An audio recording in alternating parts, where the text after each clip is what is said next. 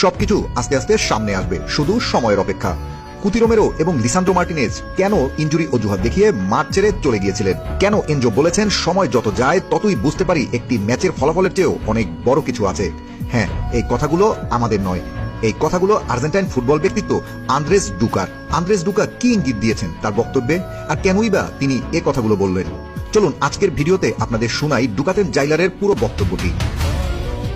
স্পেনের সাথে আর্জেন্টিনা 2026 বিশ্বকাপ ফাইনাল 1-0 গোলে হারের পর আন্দ্রেস ডুকা কতগুলো সত্য সবার সামনে নিয়ে এসেছেন। তিনি প্রথমেই এভাবেই শুরু করেছেন, আমাদের সঙ্গে ডাকাতি হয়েছে। গতকাল আর্জেন্টিনার জাতীয় দলকে বাধ্য করা হয়েছিল। ফুটবলের আসল গোপন সত্য কেউ কখনো বলবে না, না মেসি না চিকে তাপিয়া।